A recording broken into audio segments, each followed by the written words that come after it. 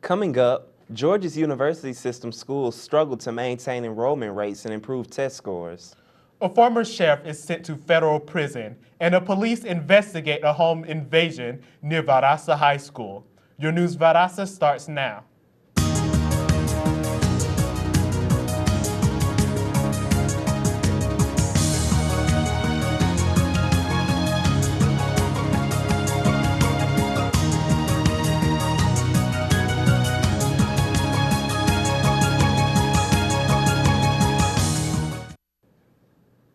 Welcome to News Valdosta. I'm Cam Copeland. And I'm Sabir Muhammad. In a recent poll conducted by the Atlanta Journal-Constitution, early numbers show University of Georgia schools are teaching fewer students this fall than in previous years.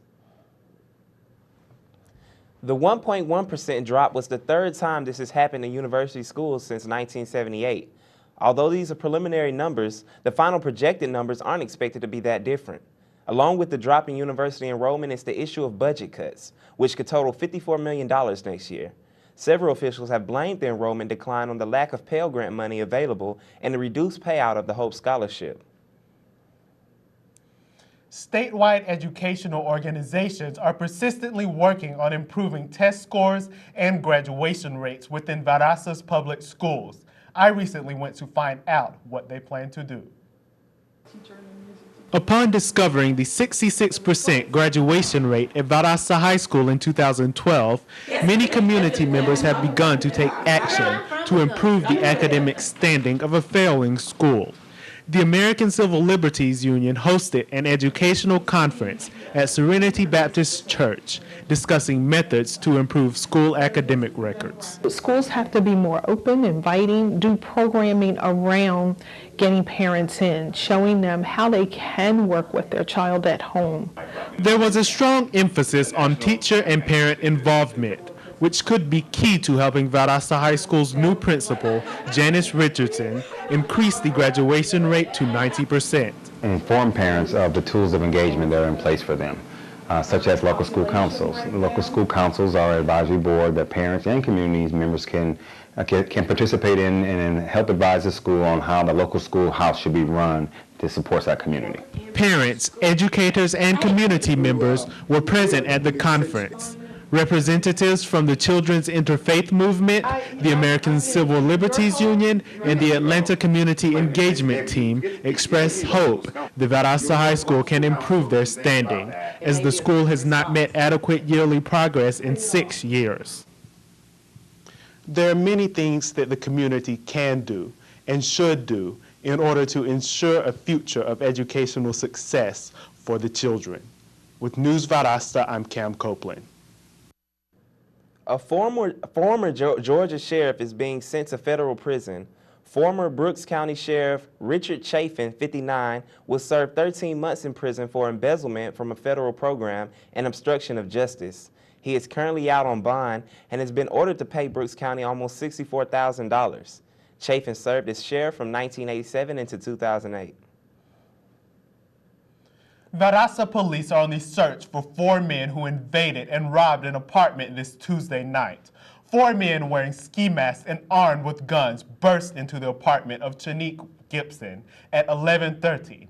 Gibson was a resident at Heron Lake Apartments on East Wind Road, which are located close to nearby Valdosta High School. Police say the men stole a cell phone and laptop from Gibson and left the apartment before police could arrive.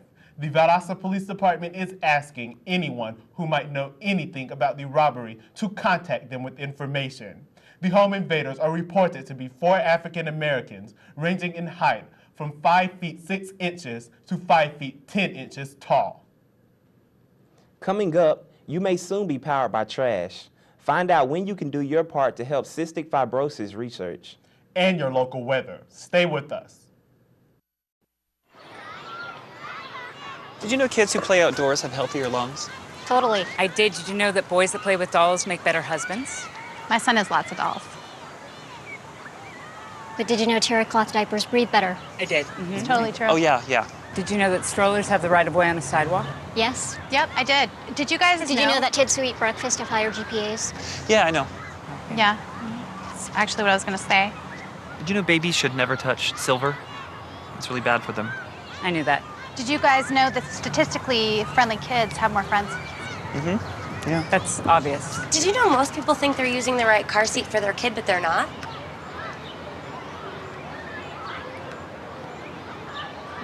Parents who really know it all know for sure that their child is in the right seat at the right age and size. Visit safercar.gov/the right seat to make sure your child is protected. I'm putting that on my blog. I just put it in mine. So, I just moved in with this family, and it's embarrassing. The little one, he likes to go outside and crawl around in the giant litter box. I don't know what he's doing. I mean, I was born and I knew how to use the litter box. Look at that. That's disgusting. Oh, poop already. You're making me nervous. Oh, okay, I can't look at this anymore. I really hope he grows out of this, for his sake. Welcome back to News Valdosta. I'm Sabir Muhammad. And I'm Cam Copeland.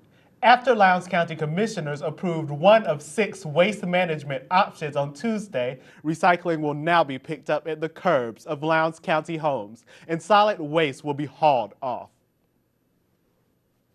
The new plan will replace the county's voucher system, which enabled residents to drop off waste materials at a collection site for $100 a year. Commissioner Richard Raines said his family pays for the voucher each year and $30 curbside pickup each month, and that the approved option D is the best option because it will represent significant savings. We may be one step closer to using garbage to fuel your car. The technology is a lot more complicated than that, but reporter David Shanley explains landfills are already fueling garbage trucks in DeKalb County. Sort of. Here we go. DeKalb County's alternative fueling station is now open, a green energy project they are celebrating. Our moniker is that we're converting trash to gas and then gas to cash. This $20 million federally funded stimulus project is like none other in the country. So here's how this works. There's the landfill, and after 5 years, it produces methane gas. That methane gas is pumped into this cleaning station here where they take out all the stuff that you don't need. What's left? Compressed natural gas coming to that pump right there. DeKalb County is now a forerunner in the green energy industry. Billy Malone, the county's assistant director of sanitation, is thrilled. He tells me they have converted 40 vehicles from diesel to compressed natural gas. The fuel is a lot cleaner. They don't have as much carbon buildup. You know how a diesel is. It clatters down the road. It produces a little bit of smoke. These are very clean running machines. We not only can fill up our sanitation vehicles, but if you have a CNG vehicle, and more of us are going to be moving that way as gas becomes much more expensive, you can actually fuel up right here. The price to fill up is equivalent to $2.10 a gallon. There are 2 other fuel stations in the county, Tucker and Lithonia, and a third opening on Buford Highway on Thursday. The county is forecasting a savings of $3 million on their vehicles in the next 8 years. Full circle.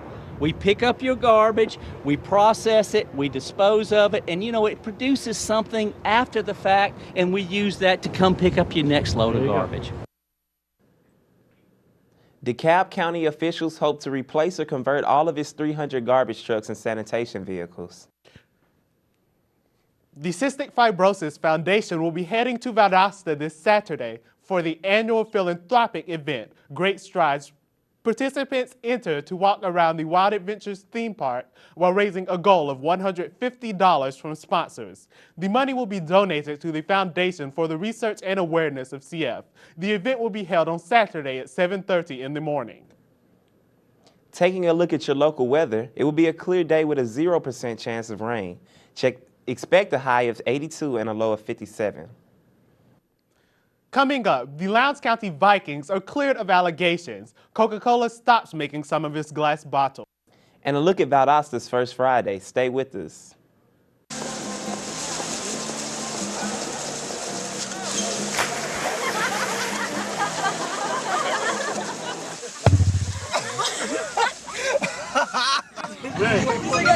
My dad's one of the producers. Bring this one.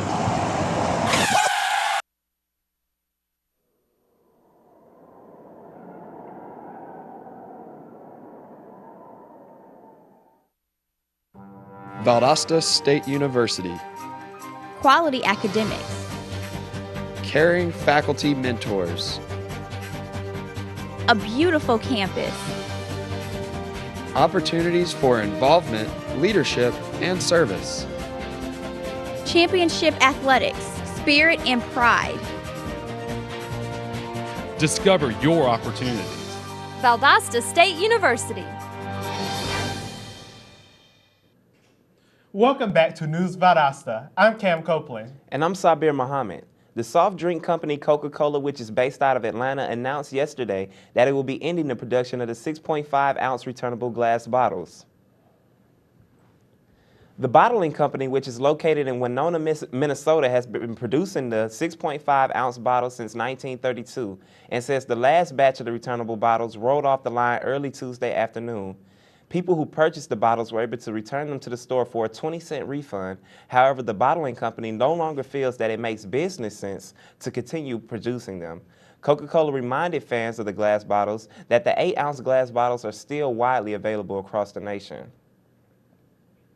This past Friday evening, downtown Valdosta hosted another First Friday. News Valdosta's Tiffany Taveras has more. Once a month, the businesses of downtown Valdosta come together to bring food, cocktails, and community to the residents of Valdosta. First Friday began in 2005 as a way to extend business hours to appeal to a crowd that may not be able to make it downtown during normal business hours. Many different restaurants take part in First Friday by offering specials or live music to increase business.